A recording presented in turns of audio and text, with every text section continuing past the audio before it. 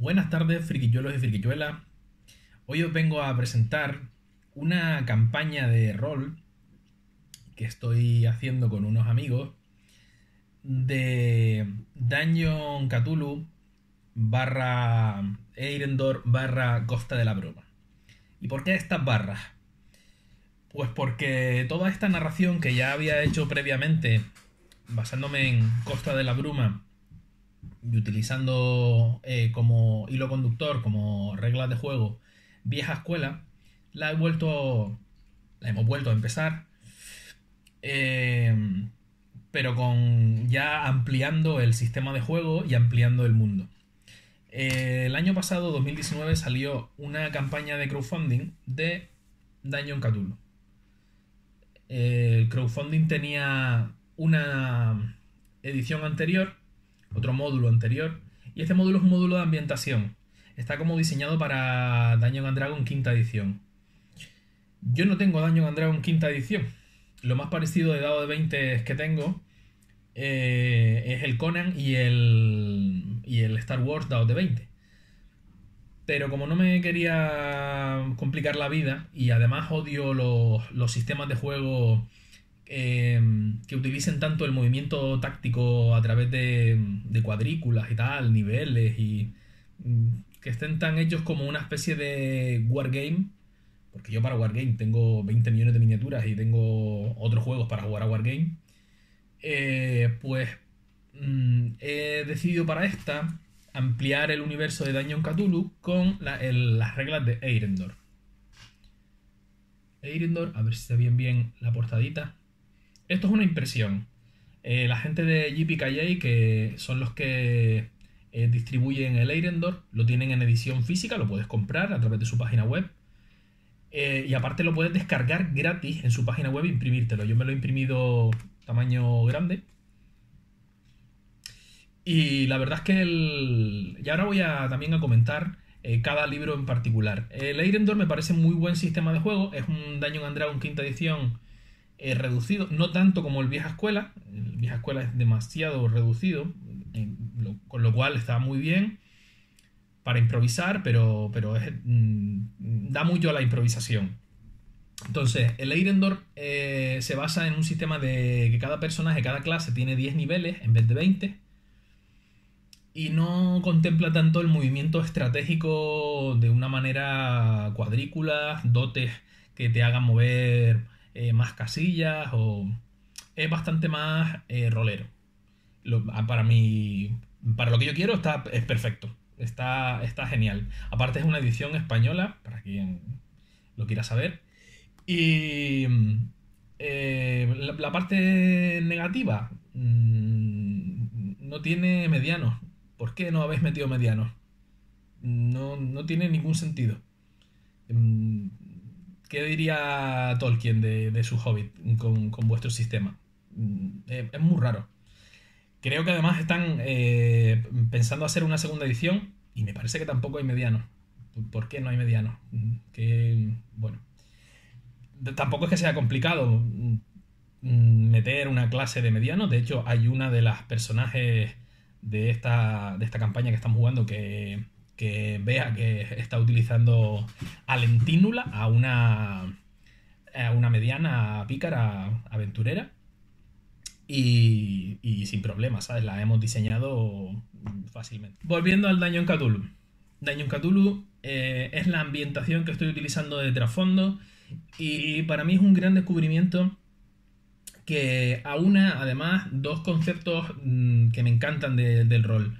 Uno es las aventuras de Lovecraft en su universo, de los mitos de Cthulhu, del terror cósmico, el terror existencial, y después la investigación. Y otra parte es las aventuras clásicas de mazmorreo, de espada y brujería. ¿Cuál es el equilibrio que debería tener este sistema de juego? Que la parte de fantasía épica estuviera controlada a unos mínimos. Por ejemplo, en El Señor de los Anillos, en las obras de Tolkien, exceptuando los personajes más tochos, la tercera edad es bastante humanizada. O sea, no das una patada en una esquina y salen dos dragones. Ni hay 20.000 bichos extraños que te puedas encontrar ahí. La magia es algo mítico, más que real. Y así hay que mantener más o menos el estilo de dungeon de este sistema. Porque si no, la parte del terror cósmico y de la investigación no queda realista, no queda importante.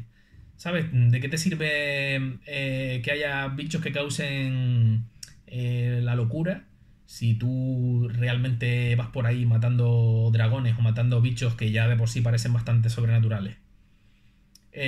Igualmente hay que bajarle un poco los niveles de personajes del Eirendor, las clases de personajes que tienen un concepto más fantástico y más mágico, pues quizá hay que reducirlas para que todo quede en un concepto más medieval realista, más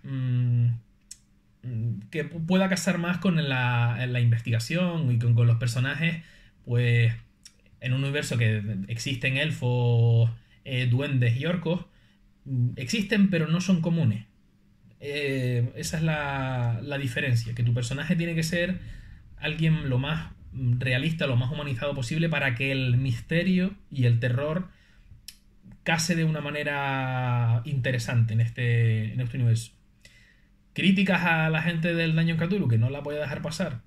En su página web tienen un montón de pequeños recursos que los tienen desligados por sitios random. Y para alguien como yo, que es pésimo, ¿sabes? Buscando ese tipo de recursos y además que no quiero buscarlos, pues es un poco jodido.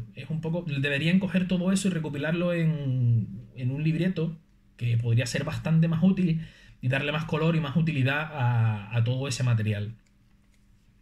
De hecho, me encontré por ahí trapicheando. Si tengo que ponerme, me pongo. Este pequeño módulo de Luis Madorrán, que la verdad es que está bastante guay también. Y es algo que no te lo pone en claro un sitio, sino tienes que trapichear a través de su página para encontrarlo.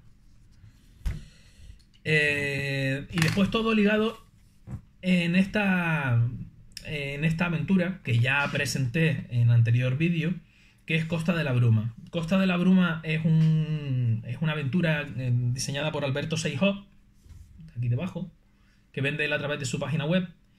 Y bueno, como comenté en el anterior vídeo, está muy bien. Ya había jugado con el sistema de vieja escuela hasta 9 partidas. Y bueno, por motivos de la vida tuvimos que suspender esa crónica, esa saga. Se nos quedó a puntito de acabar el libro.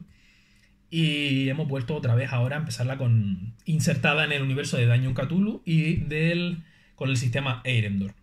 Yo le he metido también más al sistema de locura y para que quede más parecido a la llamada de Tulu clásica, que tiene tiradas de percentil y tiene locura temporal, locura permanente y ese tipo de cosas que me parece que da mucho color a la idea de cordura, ¿no? Y de locura cósmica. Y bueno, es una aventura que está muy chula. Por eso la estoy jugando por segunda vez. Y creo que esta vez la vamos a poder acabar del todo. Yo le he metido también varias escenas bastante grandes para hacer como otros arcos argumentales y darle más color y más profundidad a todo el pueblo de Buret, que es donde se basa la aventura. Y por ahora está quedando muy, muy, muy chula. Personajes. Los personajes de Costa de la Bruma para esta campaña son 5. 4 de ellos han sido reciclados o reinventados al sistema Eirendor y ya los habíamos utilizado para la campaña, para esta misma aventura con el sistema vieja escuela. El primero de ellos es Silpro. Silpro es el personaje que yo estoy llevando. Es un personaje, aunque yo hago director de juego, también estoy haciendo como un personaje secundario. La mayoría del tiempo hace como si fuera de un PNJ. Y hay otras veces pues que hace de personaje de una manera un poco más pasiva. Pero bueno, es la mano fuerte de este equipo. Es un enterrador, hijo de otro enterrador. Todos los personajes son oriundos de un pueblo que está más al sur que se llama Durden. Son todos bastante jóvenes y él creció toda la vida siendo el hijo único del enterrador de Durden. Tiene como mucho trato con el templo de Maino. Maino es un dios recurrente de esta ambientación que es como el pastor de almas. Es lo más parecido a una iglesia católica que puede haber en este juego. Todos los personajes están relacionados de alguna manera con este tipo con este culto, ¿no? Y bueno, como hijo del enterrador y cuando su padre falleció, pues él se hizo encargo de ser el enterrador del pueblo. Ha visto mucho dolor y mucho sufrimiento y mucha gente muriendo. Entonces, ha visto que realmente el dolor de la muerte no es de quien la padece solamente, sino más bien de los familiares que quedan atrás. Y es un personaje que tiene pese a que es un guerrero, tiene un gran respeto por la vida, ¿no? Por el daño hacia otros o el daño innecesario. Y así lo interpreto, como alguien bueno, que tiene una mano dura, pero que realmente respeta la vida y el daño innecesario hacia los demás. Luego tenemos a Lentínula.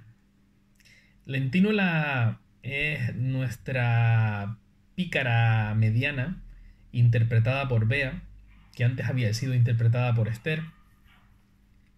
Y como buena pícara mediana, tiene gran habilidad con las manos. Las monjas del templo de Maino y los monjes vieron desde pequeño cuáles eran sus habilidades y la instruyeron para que fuera una habilidosa ebanista. Ella aprendió en un taller que tenían ahí los monjes y esto le viene muy bien pues para abrir cosas pequeñitas también, para tallar cosas. Está siendo un personaje muy útil en la saga, es muy útil para el grupo. Y también su pequeña estatura y su pasar desapercibido y sigilosamente por sitios hace que sea la furtiva del grupo, la que tiene los ataques furtivos que si consiguen impactar pues hace un montón de daño. Y bueno, también todo esto se ha traducido en que su inquietud y sus manos hábiles a veces hagan que sea un poco amiga de lo ajeno, por decirlo de alguna manera. Tiene eso, un fuerte vínculo con la iglesia de Maino, con el templo de Maino. Y bueno, es la pícara del grupo.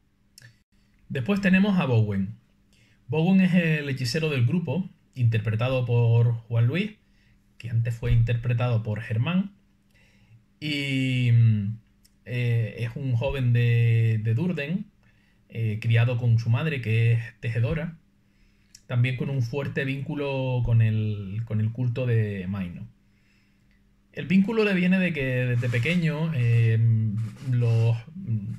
los sacerdotes de Maino identificaron que él tenía ciertas capacidades mágicas.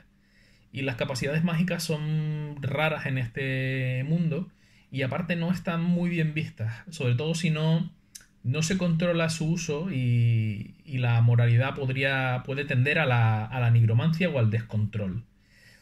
Entonces, desde pequeño fomentaron que él tuviera una educación más formal y más controlada, incluso pagándolo de vez en cuando a hechiceros del colegio de hechicería, colegios de hechiceros reglados, para controlar no solamente sus capacidades, sino también la moral de su utilización, la ética de su utilización. Es un personaje que a grandes rasgos es el listo del grupo, es el que sabe hablar varios idiomas, el que hace normalmente de recopilador de información escrita y va atando los cabos, de una manera formal y escrita, y es un personaje muy muy útil para la narración, en ese sentido, sobre todo de que es el que al final ata todas las pistas, saca los datos finales de los libros que investigan, y, y está muy guay. Después tenemos a Silvara. Silvara es una semielfa exploradora. Ella tampoco conoce a sus padres, y su tutor fue un druida humano que la educó pues, de una manera más rústica en los bosques y caminando por ahí. Los elfos de la ambientación Dungeon Cthulhu están también bastante mal vistos. Eh, Son pocos, y aparte han tenido que ver con algunos conflictos mágicos, y la gente los tiene por personas malvadas, ¿no? Porque llevan la magia, el mal augurio, y no son bien vistos en la mayoría de los sitios. Entonces ella, al ser semielfa y estar cuidada por este druida, no tiene un contacto urbano muy frecuente. Pero su tutor sí tenía un contacto por las guerras que hubo hace 10 años contra eh, unas incursiones de tribus orcas. Sí tiene contacto con el párroco de Durden, y ha sido convocada para este comedido como una especie de camino de aprendizaje propio suyo para desligarse de su maestro. Ella no es druida, ella es exploradora, no tiene esas capacidades mágicas que tiene su maestro. Y tampoco es que los elfos en sí la acepten mucho, porque ella es semielfa. Entonces ha querido emprender esta misión como una misión también un poco de salir de su área de, de conocimiento y tal, de lo que ella conoce, y ampliar conocimientos y ampliar aventuras. Es interpretada por Gabriela, también muy bien y muy divertidamente. Y como último tenemos a Raloth. Raloth es un bardo humano, interpretado por Juan Antonio, que se ha unido a la aventura porque es el que tiene más conocimiento del camino hacia el norte, que es donde está el pueblo de Buret. Está como al límite de los territorios que empiezan a ser fríos por este invierno arcano que hay en el universo de Dungeon Cthulhu, que es un poco como el invierno de Juego de Tronos, pues algo así. Que conste que todos los personajes son muy de al sur, y todas las cosas, todos los acontecimientos que pasan al norte para ellos son como leyendas. Son como cosas que dicen, pero que ellos no saben, no han visto. No han dado nunca mucho más camino que a escasa una semana, a lo mejor, de viaje alrededor de donde viven, si acaso. Raloth sí ha viajado algo más, y ha estado en el pueblo de Buret ya en su infancia con su padre. Su padre era de una casa noble, ahora venida a menos, que antes tenía bastantes construcciones.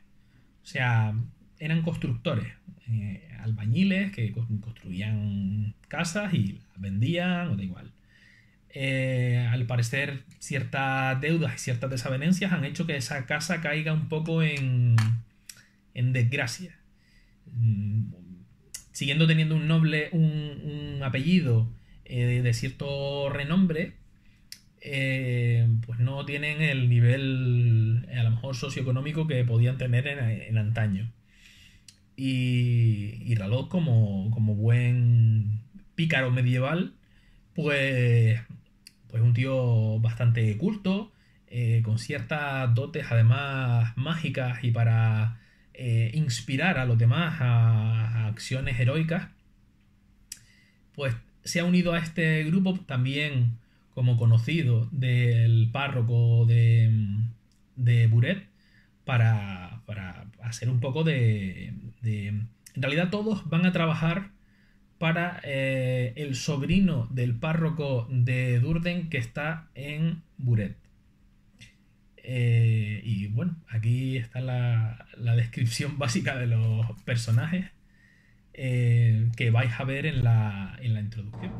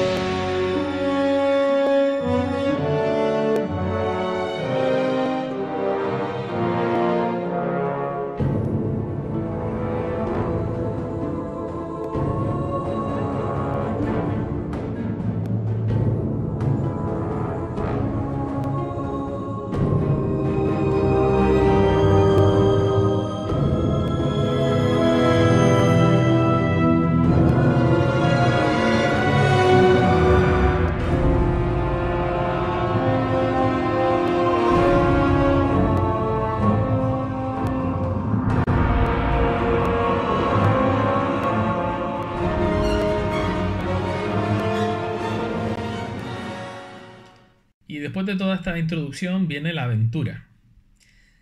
Las dos primeras partidas no las grabamos, así que las voy a contar resumidamente, porque ya la introducción ha sido bastante larga. En la primera partida todos los personajes son convocados por el sacerdote de Maino en el pueblo de Durden. Durden es un pueblo de un mediano y que es el que tiene ese convento con el orfelinato y donde casi todos los personajes son o viven cerca o tienen buenas relaciones con el pueblo y en sí con la iglesia de Maino. Son convocados por el sacerdote porque tiene ciertas dudas de que su sobrino, el sacerdote de Buret, que está como a unos 10 días hacia el norte, esté sufriendo algún tipo de crisis de ansiedad o algún tipo de problema. Sus cartas son cada vez más distanciadas y habla de una manera como más extraña, diciendo cosas un poco impropias de él y un poco rocambolescas al criterio del sacerdote. Entonces todos los personajes se embarcan en este viaje en una carreta conducida por un cochero que se llama Bob. Bob es el típico paleto del oeste, con un sombrero raído de paja, un tío ya mayor, delgado y con su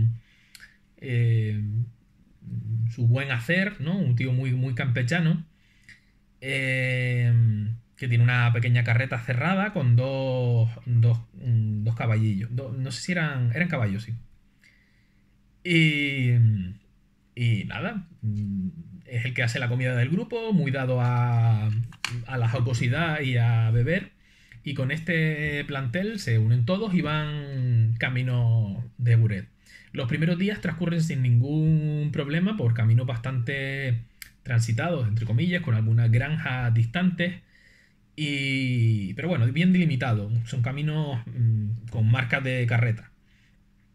Y ya cuando llevan unos cuantos días el camino se empieza a hacer más tortuoso, empieza a llover, empieza a haber barro, el camino serpentea mucho más entre bosques y el viaje en sí se empieza a hacer un poco más fatigoso. Los personajes se van dando cuenta en una de sus paradas que hay veces que parece que ven cosas o que intuyen que hay cosas entre los bosques que están alrededor del camino, pero no tienen muy claro qué es lo que es, qué han podido ver, si son animales, si son personas, si son qué. En esto que a unos 4 días del pueblo o así, el camino se empieza a hacer mucho más fangoso, llueve mucho más fuerte y paran por la noche en un recodo del camino para intentar acampar y estar ahí un poco más. No que la carreta no se caiga por un badén bueno, no sufrir menos las inclemencias del tiempo.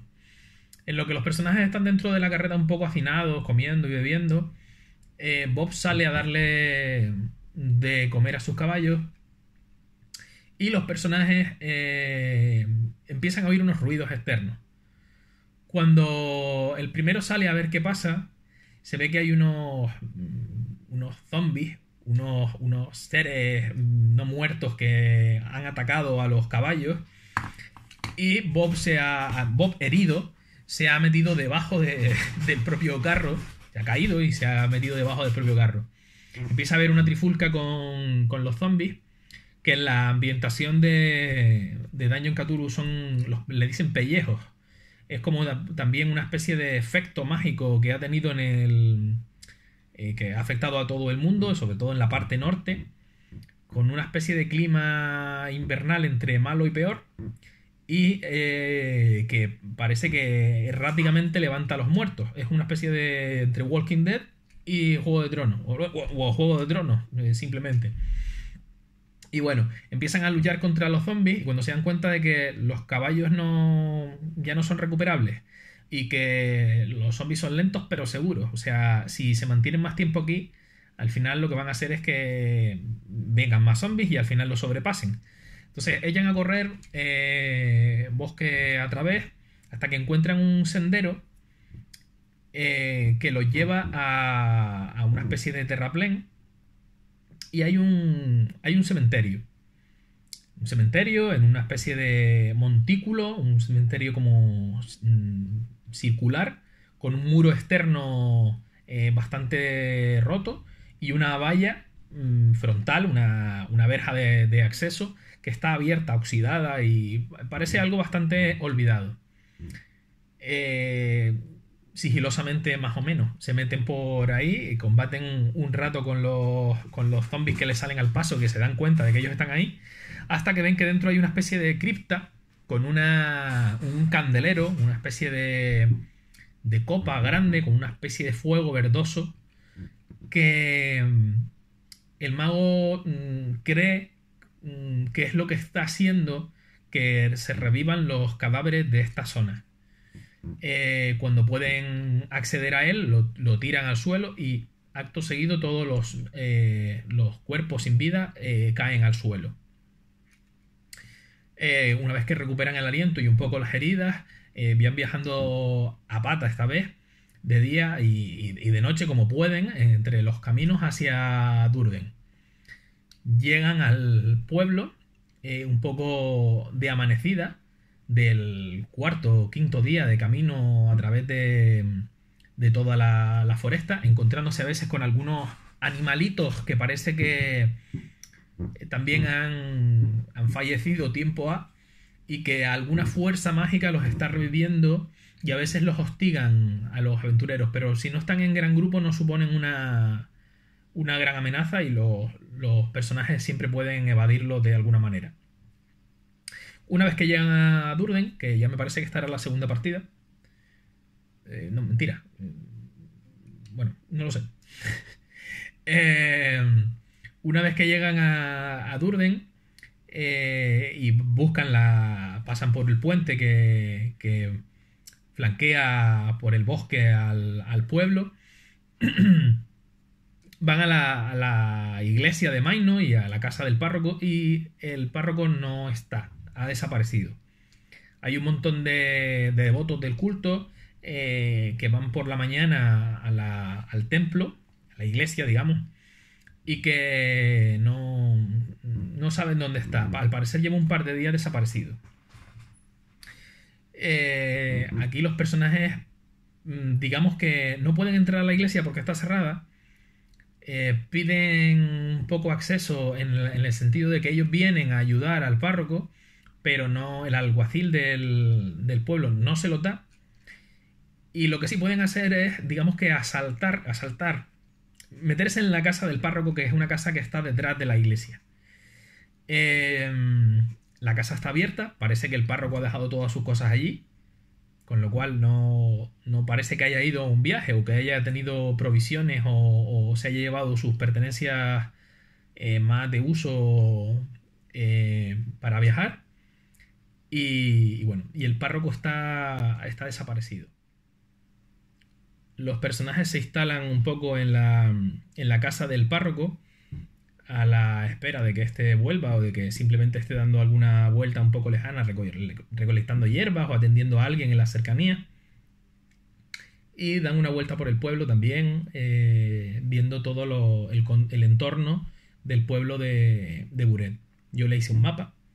Los personajes, para reflejar lo que Alberto Seijó narra más o menos en su historia. Y bueno, en estas tenemos a los personajes, que estos han sido los dos primeros días. Poco más. No quiero acabar este vídeo sin dejar de agradecer a los jugadores originales, conmigo por lo menos, de esta campaña de Costa de la Bruma, a Germán, Esther y Aldo, por compartir conmigo todas esas partidas, que también fueron geniales, y por hacer con esa experiencia también crear en parte pues la aventura para el segundo grupo de jugadores. Al segundo grupo de jugadores por su completa entrega y genial presencia en estas partidas, que están siendo muy divertidas y muy comprometidas. Se crean sus libros, sus dibujos, sus tarjetas para los poderes, colorean sus fichas y las personalizan. Está siendo un grupo entregadísimo y genial y muy divertido. Y a la iniciativa de Fran Jesús de Tenerife por su creación de los sábados para roleros, que es un proyecto que ha creado él personalmente para dar a conocer el hobby en Tenerife, y ha exportado a Las Palmas de Gran Canaria, haciendo que hay mucha gente en Tenerife y en Las Palmas que nos conozcamos para compartir este hobby, que es una genial idea. Seguramente se me olvidarán algunas cosas porque esta partida empezó el 9 de octubre del 19, con lo cual seguro que se me va a olvidar algo por el camino. Pero bueno, ya han habido unas cuantas partidas y igual esto es lo que hace que sea a lo mejor interesante verlas y ver una experiencia continuada de rol en mesa. Muchas gracias por verme y bueno, espero que veros en el siguiente episodio de Costa de la Bruma / Dungeon Cthulhu / Eirendor. Hasta la próxima.